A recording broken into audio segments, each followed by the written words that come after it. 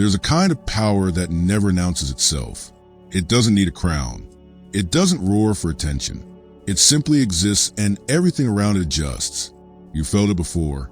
A person enters a room and suddenly the air feels heavier. Nobody introduced them as the most important. No spotlight pointed their way, but conversation slow. Eyes follow. Something inside you recognizes. This one moves different. That is dominance without noise, and it is a heart of stoic strength. Not the childish need to prove you're in charge. Not the frantic scramble to win every argument, but the steady presence that says, I know who I am. I control myself. Therefore, I cannot be controlled. In a world addicted to clapping back, posting receipts, and fighting for every scrap of attention, this kind of silent authority feels almost supernatural. But it's not magic. It's a discipline, a set of inner laws. And if you live by them, you won't just earn respect, you'll command it. Today, we go deep into these laws. First, the silent rule for dominance, the backbone of unshakable power. Then, the darker lesson, let their ego bury them. The art of letting enemies destroy themselves while you remain untouched. Listen carefully. This is not about games. This is about freedom. Because when you master these rules, you stop chasing validation and start bending reality without lifting your voice. Silent rule number 1. Power begins with restraint. The strongest force isn't the one that shouts the loudest. It's the one that doesn't need to. Society teaches you the opposite. It tells you to fight back when disrespected, to explain yourself when misunderstood, to clap louder when someone doubts you. But the Stoics knew a deeper truth. What requires defense was never strong to begin with. When someone provokes you and you stay silent, you're not surrendering. You're declaring ownership of your emotions. Marcus Aurelius wrote, you have power over your mind, not outside events. Realize this, and you will find strength. That is the first rule. Restraint is not weakness. It's evidence of complete internal control. Think about it. The person who must respond, who has to fire back, is a slave to impulse. They belong to the moment. But the one who pauses, measures, and often says nothing, they own themselves. And because they own themselves, no one else can. Your silence forces the world to fill in the blanks. They'll wonder what you're planning. They'll feel the weight of their own words echoing in the void. And in that uneasy quiet, your dominance grows. Silent rule number 2, master the temperature of the room. Dominance isn't about walking in and taking over. It's about setting the temperature without anyone noticing. Most people enter a room and immediately absorb whatever energy is already there. If the vibe is tense, they tense up. If it's chaotic, they scatter. They are thermometers, reacting, reflecting, imitating. The Stoic is a thermostat. You walk in and the room slowly adjusts to you. How? By refusing to be rushed. Your pace becomes the pace of others. Your calm becomes their calm.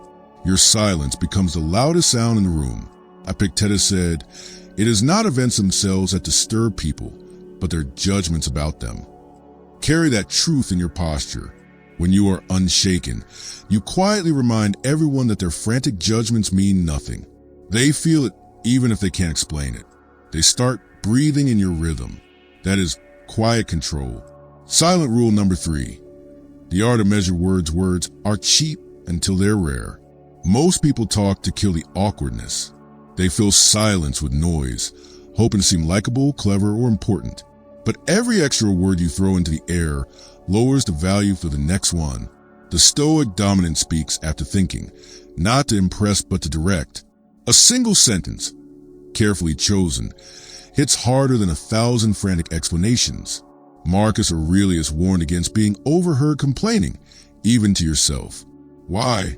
Because complaint is a confession of weakness. Every word you speak either signals power or drains it. The measured man understands this. He lets people underestimate him in the silence. Then, when he finally speaks, each word lands like a hammer. Silent rule number 4. Control your face. Own your fate. The face is a traitor. It leaks emotions you never intended to share. A twitch of the eye, a quick frown, a flash of anger. Suddenly, the world knows where to press. Dominance begins where expression ends. Not a mask of coldness, but a discipline of neutrality. Imagine a heated argument. Everyone's eyes dart, voices rise, tempers flare. You remain still, expressionless, observing. Your stillness becomes unbearable. They can't read you. They can't manipulate you. They can't move you. Seneca wrote, "He who angers you conquers you." When your face gives nothing away, their weapons pass harmlessly through. Silent rule number 5. Let actions accumulate in private. True dominance doesn't live on social media feeds or public declarations. It lives in the quiet accumulation of undeniable results. Most people broadcast every small victory, desperate for recognition. They tell the world what they're about to do, hoping the noise will make it real. But talk is a trap.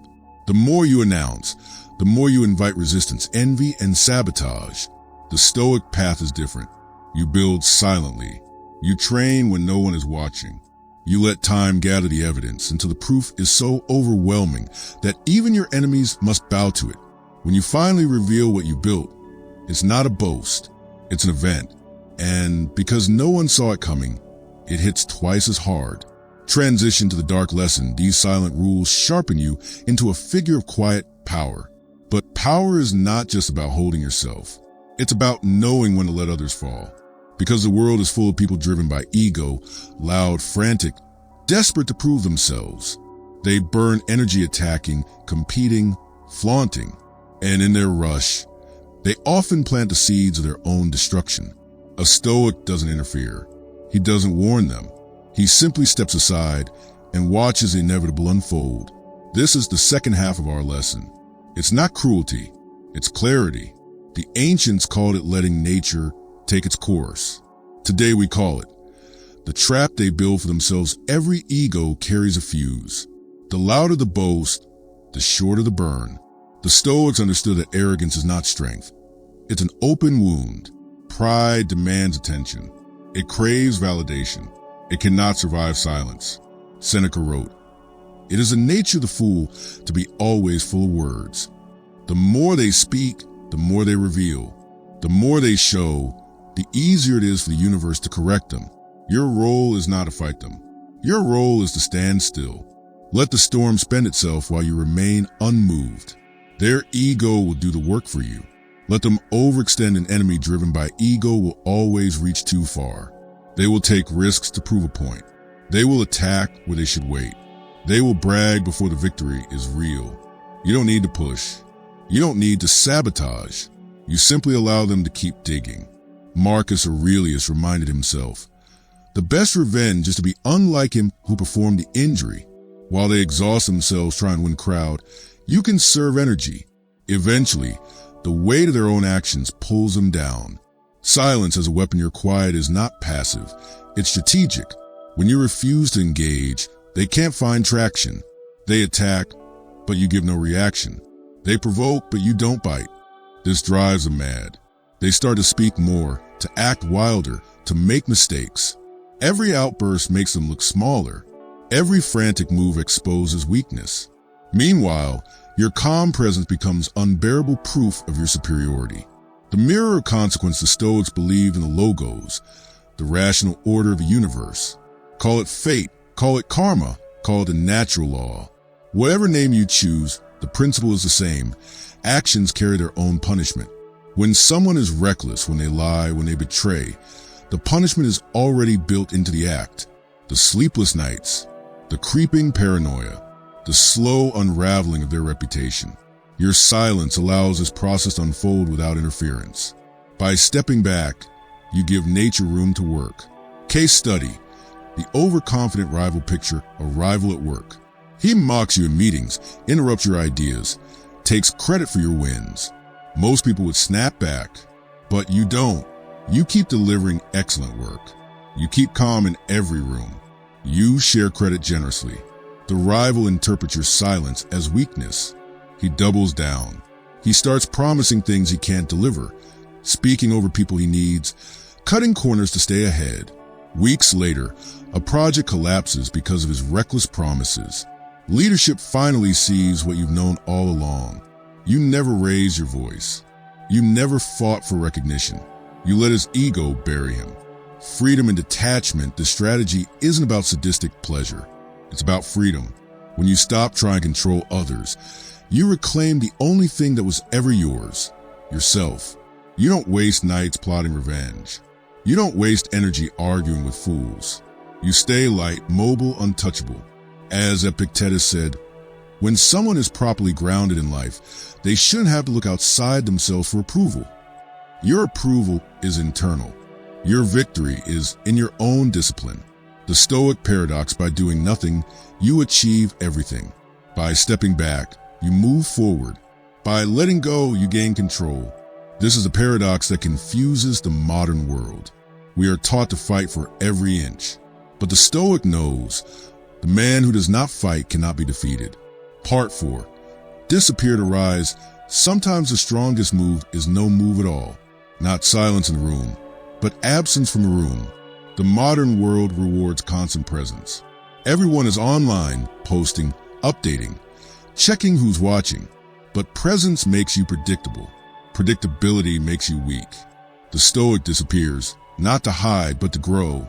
Marcus Aurelius wrote his meditations alone in the quiet of early morning while ruling an empire.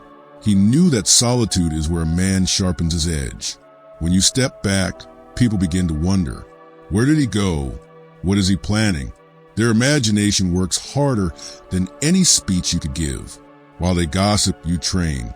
While they compete for scraps of attention, you build. And when you return, you're not the same person they remember. You're stronger, sharper, unreachable. Part 5. When you return, control the room disappearance is only half the game. The return is the other. When you re-enter, do it with quiet confidence. No grand announcement. No explanation. Let your presence speak the language of undeniable growth. People will feel it before they see it. Your posture is straighter. Your words are fewer but heavier. Your eyes carry a calm they can't shake. This is not about humiliating anyone. It's about recalibration. Your absence forces them to confront their own noise. Your return forces them to adjust to your rhythm. Remember Marcus Aurelius. Waste no more time arguing what a good man should be. Be one. Do not tell them what you've become. Be it.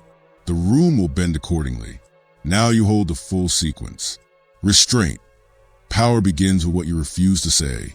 Temperature control. Set the energy. Don't absorb it. Measured words. Speak rarely. Strike deeply. Neutral face. Hide your triggers. Keep your freedom.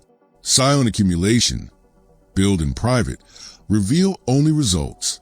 Ego burial. Step aside and let pride destroy itself. Disappearance. Withdraw to sharpen your edge. Return. Enter with quiet force and let the room adjust. These are not tricks. They are disciplines. They demand patience, self-control, and the courage to stop performing for the crowd. The world will try to bait you into noise. People will demand explanations. Your ego will crave applause. Resist. Every time you choose silence over reaction, presence over performance, growth over gossip, you move closer to the unshakable freedom the Stoics live for. Your next step is simple. Practice one rule today. Not all 8, just one. Stay silent when provoked. Disappear for a weekend to train. Measure every word for a single conversation. Do it once, and you'll feel it.